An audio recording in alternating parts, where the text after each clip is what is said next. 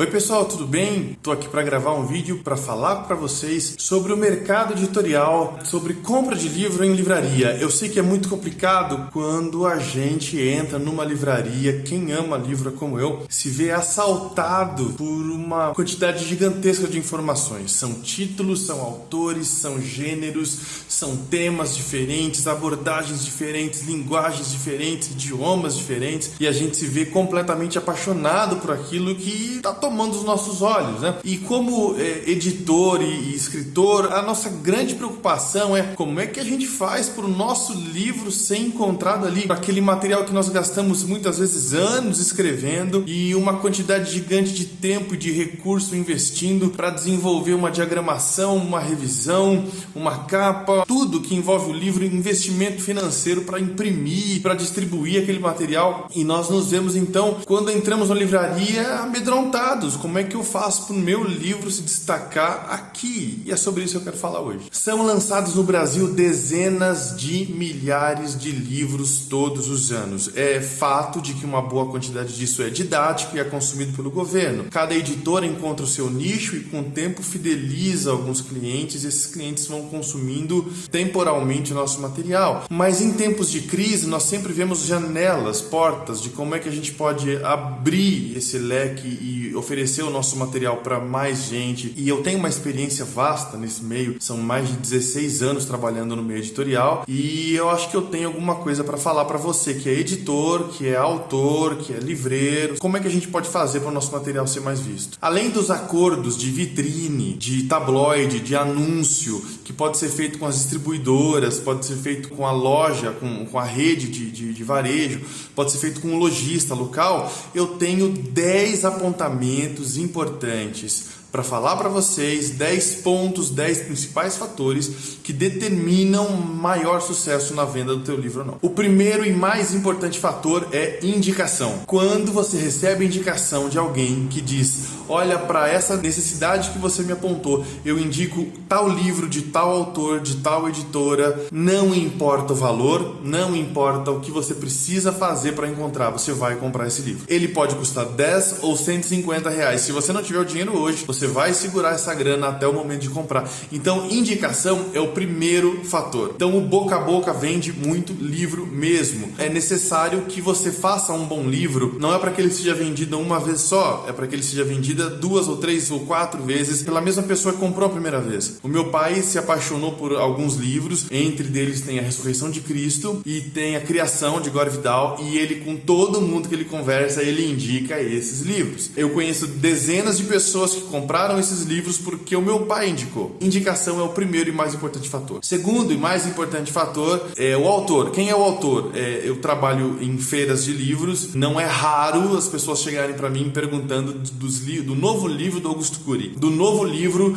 do Mário Sérgio Cortella, ou da personalidade religiosa, o Padre Fábio de Mello. As pessoas procuram o autor. Elas não sabem qual é o novo livro, elas não sabem que editora é, elas não sabem quanto custa, mas elas querem ler o livro do autor que elas gostam. Terceiro, tema. É muito recorrente as pessoas chegarem nos livreiros, nos vendedores de loja: eu preciso de um livro que fale sobre depressão, sobre aconselhamento de casais, uma enfermidade. Eu preciso de um livro que fale sobre nutrição. Tema vende muito livro. Quando você não consegue encontrar ou oferecer um leque de temas importantes, o teu público fica um pouco perdido. Eu vejo muitas editoras lançarem muitos livros bons que falam sobre a mesma coisa, e ela pega todo o leque e fecha em um só. Isso não pode acontecer. Quarto item mais importante na venda de livro, e é não puxando a sardinha pro meu lado, e eu até confesso para você o seguinte, que eu fico dividido entre o quarto e o quinto, que é capa do livro e título. E eu acho que a importância desses dois elementos, eles se misturam bastante. Nem sei te dizer afirmadamente se é a capa ou se é o título. Então vamos tratar aqui entre quarto e quinto lugar, capa e título. Os dois, na minha opinião, têm a mesma importância. O trabalho de capa, ele é um trabalho muito pensado e é um trabalho muito difícil. Ele é uma ciência que mexe com as emoções, que mexe com a curiosidade e tudo mais. E o trabalho do título também.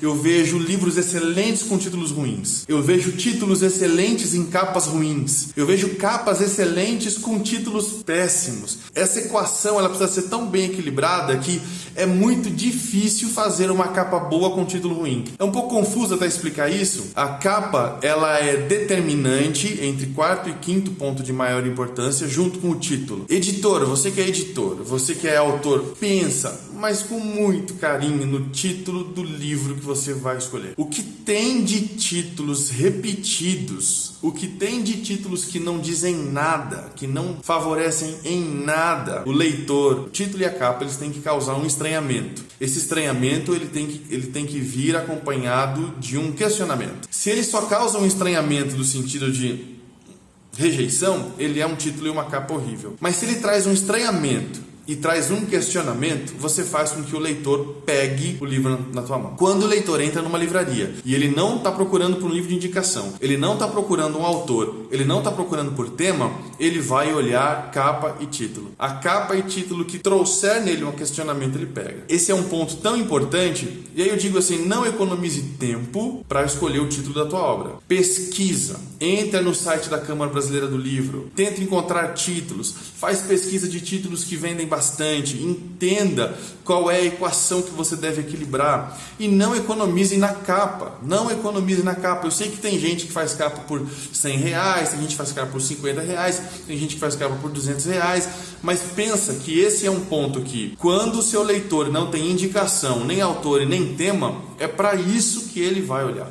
Por exemplo, no meio religioso é muito comum: caminho da paz, o caminho da paz, a caminho da paz, buscando o caminho da paz. É tanto caminho da paz que quando você chega para alguém e pergunta: você já viu aquele livro Caminho da Paz? A pessoa não sabe do que você está falando, porque o título, ele não é que ele é ruim, mas ele é tão batido. E aí no Caminho da Paz, qual é a capa? É a capa que tem um caminho que tem uma pomba no céu. É a capa que tem um caminho que tem um céu azul. É a capa que tem um caminho e tem uma árvore no fundo. Percebe? A gente está falando da mesma coisa. Um título bom tem que ser acompanhado de uma capa boa. E eu vou fazer um vídeo aqui logo falando sobre como fazer uma capa boa e o que é que atrapalha em fazer uma capa boa. Sexto ponto. Como esse ponto é importante. Sinopse é o texto que vai na quarta capa do livro. Eu escrevi já centenas de sinopses para centenas de livros e eu fazia esse trabalho como capista, inclusive porque eu fazia uma leitura mais... eu faço isso para algumas editoras ainda, uma leitura mais comercial do livro, para fazer algumas indicações de nicho, mercado, sugestão de alteração em sinopse e como eu pego sinopse ruim. Meu Deus, dá estranhamento, mas não é estranhamento bom não, é estranhamento ruim. São tantos erros cometidos nas sinopses que primeiro, a sinopse conta tudo do livro. Pronto, a sinopse contou o livro inteiro, você não precisa mais ler. Em 3 ou 4 parágrafos, o cara contou a história toda. Ele diz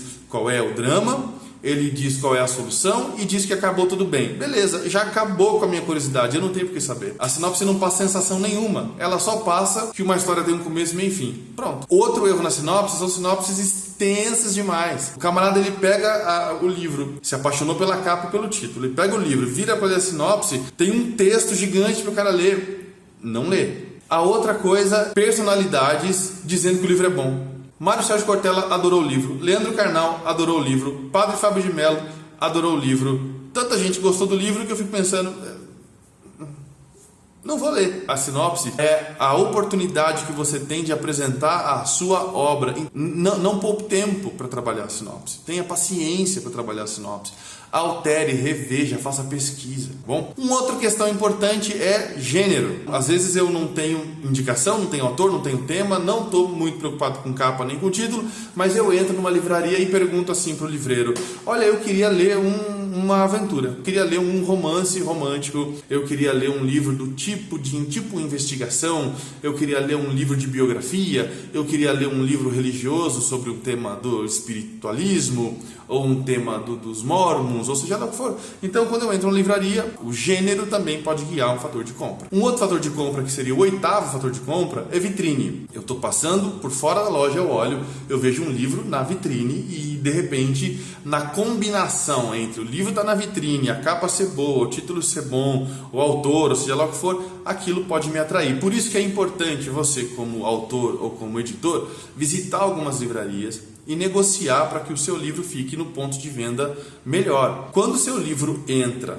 para a estante e ele só fica lombado aparecendo, esquece. o seu volume de venda vai ser péssimo. O seu livro pode ter sido lançado semana passada. Se ele entra na estante para ficar de lombada, ele já entrou em cauda longa, você já perdeu a oportunidade de vender. Então eu vejo muitos escritores que não se envolvem com o processo de venda do seu livro e cometem um erro gigante. O escritor tem que visitar livrarias e tentar posicionar na conversa com o gerente da loja o seu livro para ele ser melhor visto. Entendeu o que eu estou falando? Nono ponto, e é importantíssimo, não é o preço, é o vendedor. Um erro enorme que eu vejo editoras cometendo também. Sabia que se você conseguir colocar o seu livro na Saraiva, você consegue colocar o seu livro num grande player, assim.